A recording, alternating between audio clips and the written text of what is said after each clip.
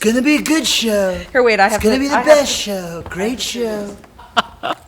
Well, we are here at Museum of the Bible with Mike Donehey, 10th Avenue North.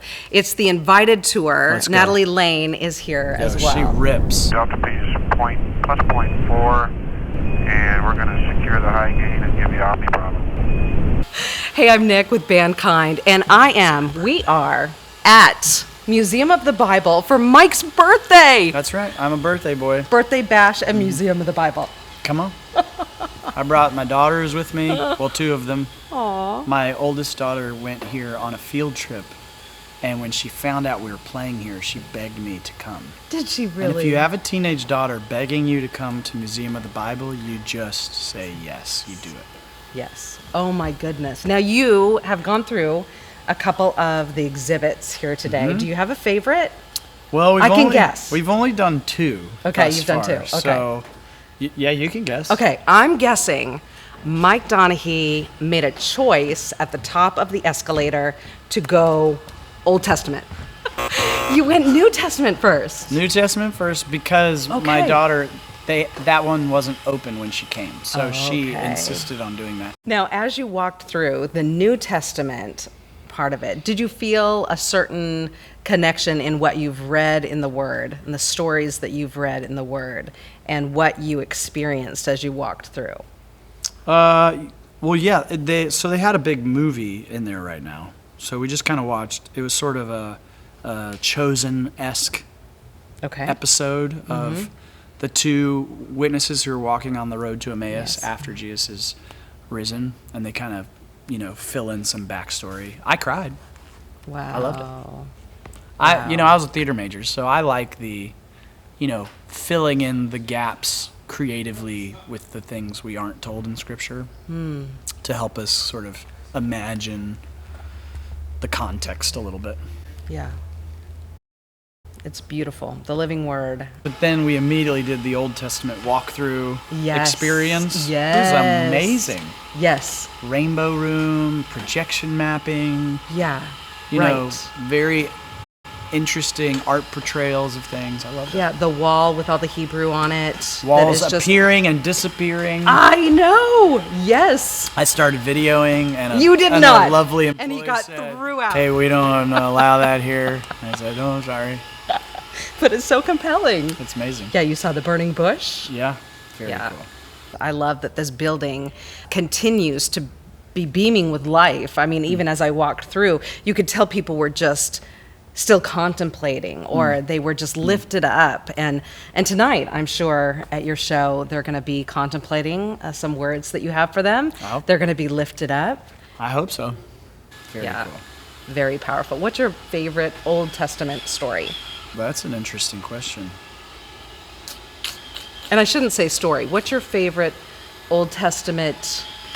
And there's stories. Okay. Stories from the Old Testament. Yeah.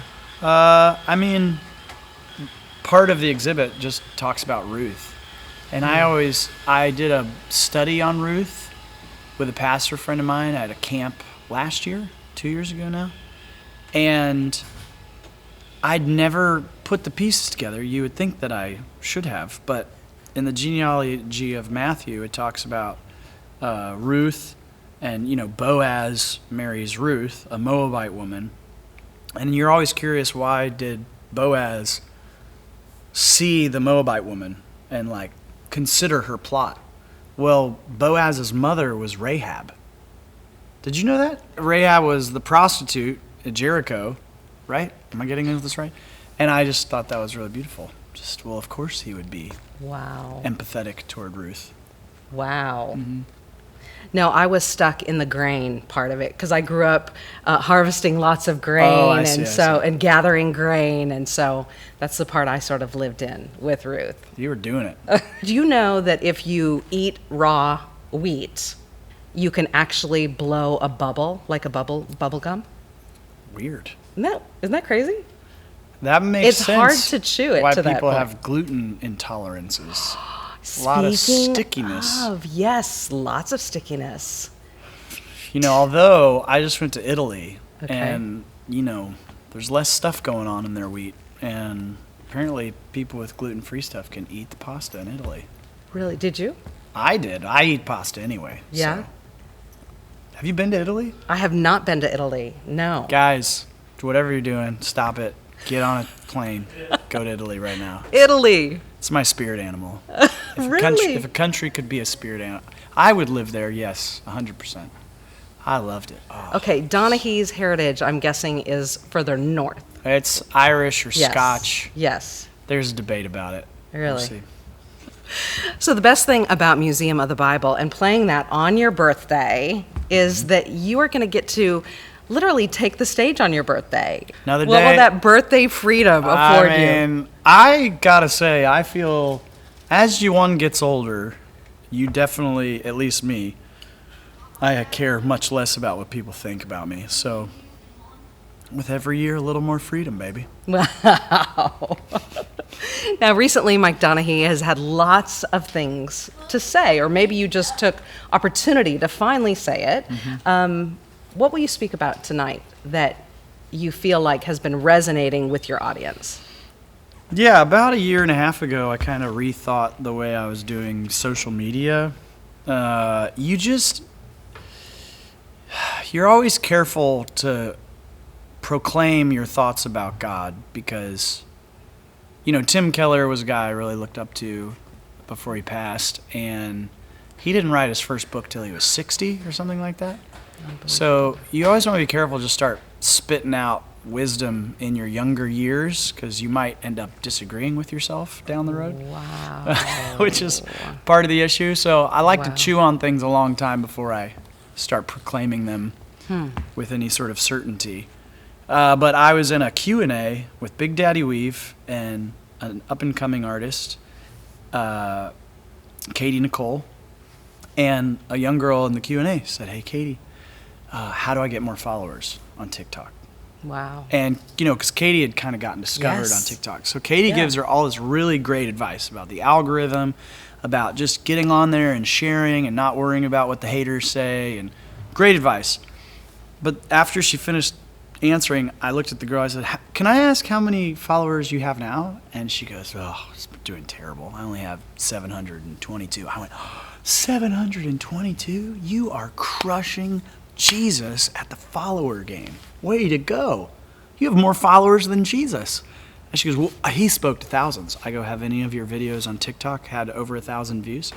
She goes, "Well, yeah, actually a couple." I go, "Jesus only had 12 following him all the time. 500, you could argue different numbers. The point would be, are you trying to just get more followers, or are you actually serving the followers who are already following you?" And as soon as the words came out of my mouth, I went, what am I doing on social media? Because honestly, it did feel a lot like, post about what you're doing, let everybody see it so you can get more followers. To do what? Right. And so about a year and a half ago, I go, I'm just going to try to serve the people that are paying attention to me. And instead of just trying to do kitschy little videos of how many more people can I get to follow me, what if I just dropped little sermonette things that I've always been doing in between our songs anyway. Yeah. So, which I think being in a band has prepared me for the 90-second reel. Because I always had band members. Into a song. I had band members going, "Let's talk more rock, man. Button it up." So I think, I don't know, a lot of things are resonating. One video in particular, it's funny, it's the theme of my book. I wrote a book called Finding God's Life for My Will about 5 years ago now. And that whole point of that was God's will for your life is not an occupation. People really suffer under the burden of needing to figure out what they're supposed to do with their life. And I find it really freeing that Scripture says this is God's will for your life. And then it doesn't say an occupation. It says, be joyful always, pray continually, give thanks in all circumstances. In other words, God's will for your life is not your career, it's your posture. Yes. It's not a path, it's his presence on the path. And that was what my whole book was about. And then, of course, then people dissent with that, so then I do some follow-up and articulated. The thing I'm thinking about right now, well, two things I'm thinking about right now. First would be differentiating between God's will for your life, God's calling on your life, and God's ministry through your life. So God's will for your life is the posture of your heart. It's the way you do things. It's how you live. His calling on your life is specific and unique to you. But here's the issue. People love getting a calling on their life. Like, I'm called to be a musician.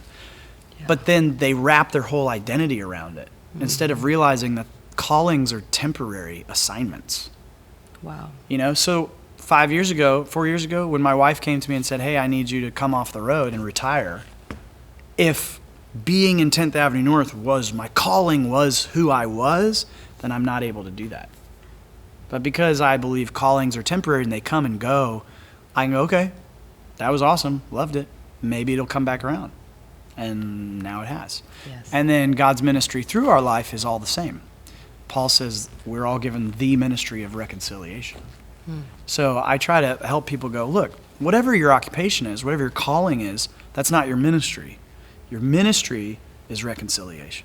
So whether you're a musician or a pastor or a plumber or a librarian or a barista, whatever, we do the work of the ministry. That's what we're told, to equip the saints to do the work of the ministry.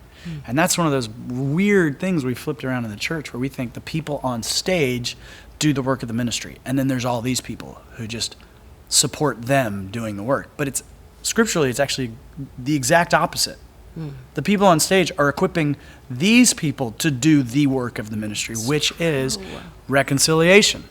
So we're all here on the earth to bring God's reconciliation into it. And it's interesting. It seems like if you said to most people in church, you go, okay, we're going to have revival in America. They go, yes, sign me up. Okay. The only thing God needs you to do is to forgive everybody. And you're like, well, I'm out. Isn't there another way? Can't we do another service? Can't we play the worship chorus another time? Right. And God goes, no, we're here to reconcile. That's what we're here to do.